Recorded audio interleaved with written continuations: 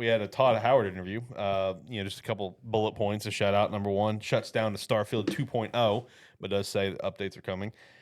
Says the Elder Scrolls 6 is coming back to a classic Bethesda game like Oblivion and Skyrim. This part worries me because we would hopefully be under the impression that this game has been in development for years. Yeah, for quite some time. Yeah. And hopefully getting an announcement this year in summertime is what we would be hoping for with a hopefully 2026, 2027 release date. Yep.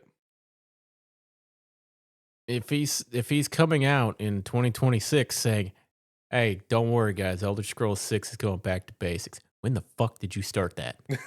Yeah. Is that something recent that you've decided you need to backpedal and do, or has this been something that was already happening? Yeah. And you're like, "Oh, we never told people this." Yeah. No, he did say it's going to be a while before the game comes out, and I'm just like, and he also talked about like, yeah, this game just got revealed way too early. He even basically admitted what you've joked about before on the show, where it's like it was literally just revealed to get people to stop asking about it. Is it real? Yes, it's real. Okay. Well, it's not real. yeah. In John terms, it's still not real. You can it's say the Digimon survive. You can say in my terms, it's not real. It's been 5 years. We haven't seen anything on it. We haven't seen anything on it. And the only time he talks about it is when he's like, "Stop fucking asking me." I know. He's like, "We're working on it." Actually, it's been longer. It's been 7 years. It was 2019, the last E3. God, that's damn it. But Todd. it's been 7 years since you showed that you're going to be working on it. It's been what? This is 3 years since Starfield, because Starfield was 2023. Yeah, 3 years. And so it should be all go on this. But you would assume that once Starfield shipped, you would have the main team move over to Elder Scrolls, and then you would have your team that just is there to update Starfield from there. If that's the case, based on assuming a 5-year cycle on a game, we should get a trailer this year. Yep. If we're not, and if we're still several years away, you have like Bethesda. You don't have any bargaining room anymore, right? It's like, is the game even a concept anymore? It's like nobody. It's like you're approaching the point where people are stopping to believe in you because the last thing you've given us, it's like, yeah, we got Oblivion remaster / remake. I mean, cool. Before that, you gave us Starfield and then tried to convince us that Starfield was good. Mm-hmm.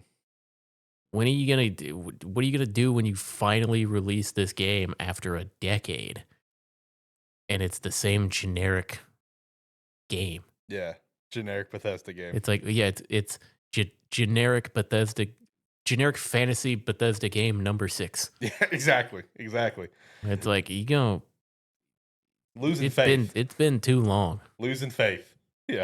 Where it's almost one of those things where I'm to a point, to an extent, I almost want to mute the words Elder Scrolls 6 on Twitter so it doesn't pop up anymore, because it's like, I don't care at this point until I have substantial news. It's like when you do finally show something on it, you can't get away with a 30-second trailer. Oh, yeah. Facts. You can't get away with a 10 to 30-second trailer on it. Facts. When you finally show it off, that motherfucker's got to be like a 5 to 10 minute deep dive, showing gameplay, showing everything, and you better fucking come with a release date. Yeah, a release window, please. Oh no, a date. John is hammering the date. Okay. Think about it. It's been 7 years since reveal. Yeah, it's 7 years since reveal. Hell, fucking what was it? I'm blanking on the franchise. It was the Nintendo Bayonetta 3 was like a 6-year. Oh yeah, Bayonetta 3 and Prime 4. Yeah, well, but Bayonetta 3 was like 6 years between release and then hearing nothing, and then they finally just released the game. Yeah, like Prime 4, at least we had news about it. Yeah, every once. Bayonetta 3 was just like, we don't. It'll come out eventually. It wasn't even that. It was just, we're not going to say anything. we're not going to say anything. And then when it finally got shown off with a release date, they came out and went, yeah, we've been done for years. Right. It's like, we don't know what took so long. Yeah. Nintendo loves to do this shit. But it's like, by the time they finally show something to us, if it's not this year, it's like, It's been nearly 10 years. Yeah. You better release a fucking masterpiece. I know. That's my mindset. If you don't release a masterpiece and you release a fucking 7 out of 10 game, oh, it's like we said, nothing wrong with 7 out of 10 game.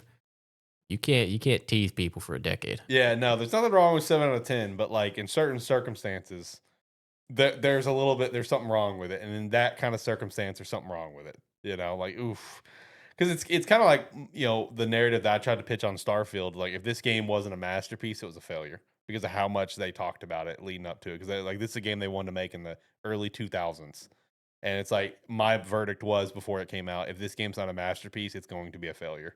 Like it doesn't matter if it's an 8 out of 10 game. If it's not a masterpiece, if it's not a 10 out of 10, it's a failure because of what went into it. And that's kind of how I feel about Elder Scrolls 6 at this point. It's like the same vibes I had towards Starfield is how I feel towards ES6, and it's even bigger because it is an established franchise that has one of the greatest games ever created in it. So it's just like, ugh. Todd, you better deliver, brother.